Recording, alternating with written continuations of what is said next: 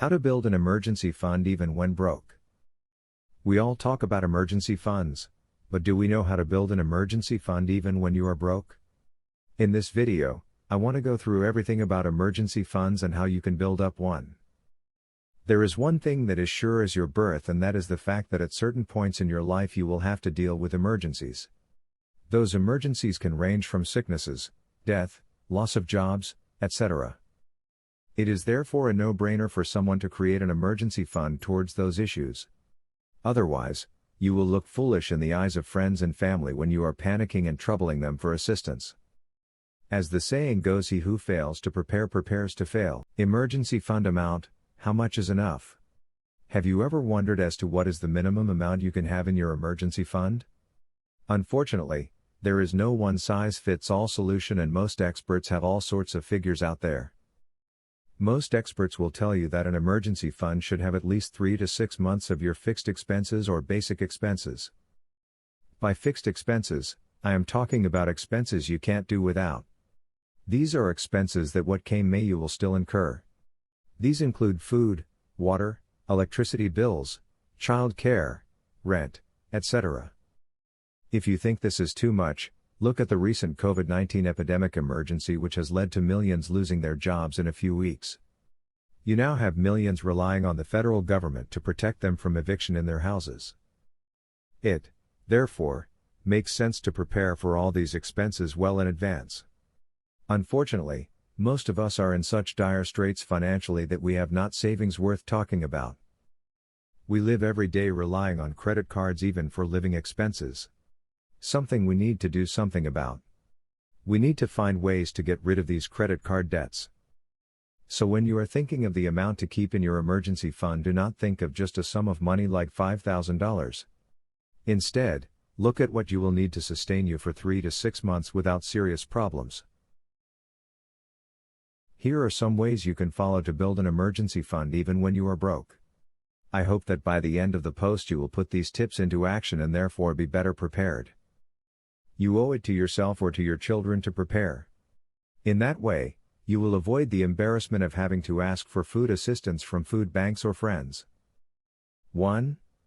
Cut down on some discretionary expenses.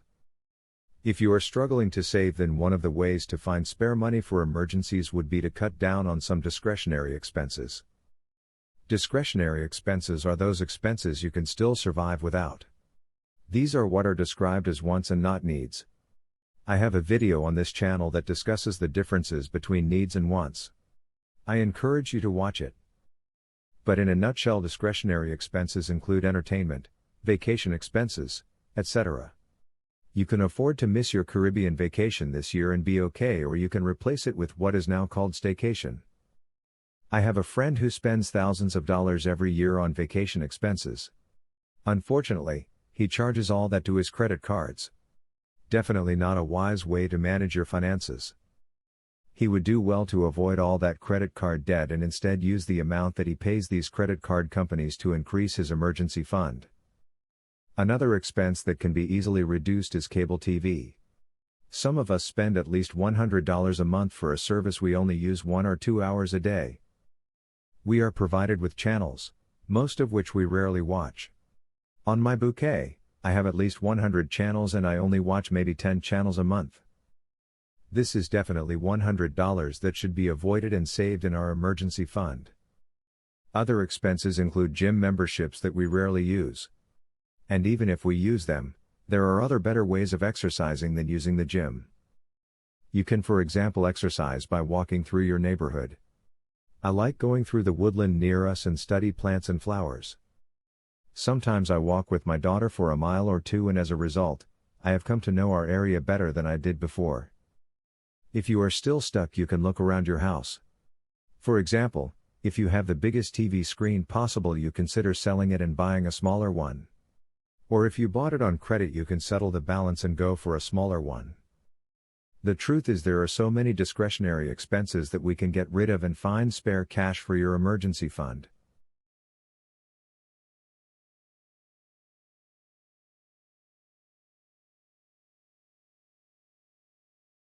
Two. Clear your debts. Another way that can help you get money for your emergency fund is to clear your debts. The sooner you clear your debts, the sooner you will have free cash that you can use to fund your emergency fund. And another reason this will help you is the discipline you will acquire by clearing your debts. It is that discipline that will help you as you work to build your emergency fund. The huge debts that we owe are strangling us financially. There are so many things that we cannot do because all our resources are now going to service these debts. It is only sensible, therefore, to try to clear these debts as soon as possible so that we can breathe easily again financially. One religious leader has said that we should treat debt as leprosy was treated in the olden times. In the olden days, people run away from those suffering from leprosy. In the same way, we too should run away from debts. Only borrow if there is no other way out. There is no point in buying a new TV on credit and therefore have to bear finance charges. There is nothing like zero interest. The interest is bundled together with the so-called zero interest credit. If you want to buy a new television, just save enough money and pay it in cash. Some of us are in debt because we want to be like our friends. It is high time we took our eyes off other people's property and only buy things because we need them.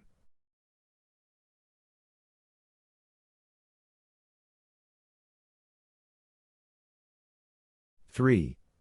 Find new ways to make money. It is very easy to look at our jobs as the only way you can make money. If you really analyze this, you will see that the only people who benefit are the owners of our companies. We toil for them for a salary and later in life struggle to survive in our retirement. Whereas the owners of the firms we work for are getting richer and richer. At the company I left a few months ago, I used to get an increment of between 1 to 3% every year. While I was getting this negligible raise in my salary, the stock price was rising at least 10% every year. This and many other reasons is the reason why we all need to find other ways to make more money. You can, for example, start blogging and make extra cash through ads and products you can sell. I have a link in the description for a post that can help you in that regard, and it is titled, How to Start a WordPress Blog on Bluehost. There are people out there who make a living through blogging. I know it is possible as I have been blogging for 15 years now. While I have not made six-figure sums, I have made enough to know the potential of what I can accomplish if I put more effort. I should point out this is not a get-rich-quick fad. It takes time to be able to make serious money blogging. But I know that if you persist you will be able to reach your goal in a year or two. A goal where you are making enough to match your salary. If you are interested in learning from those who have managed to create blog properties that are able to earn $5,000 to $10,000 a month, then I urge you to use links in the description for blogging courses.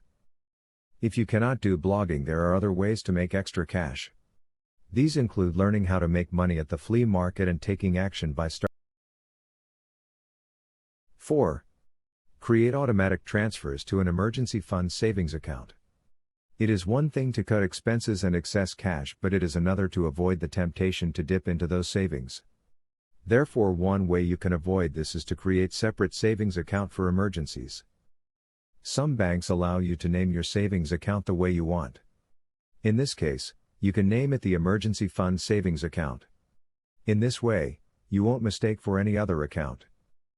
Once you have a savings account, you can set up a standing order so that money is transferred automatically to this emergency fund saving account. In this way, you will not miss any cash transfers to that account.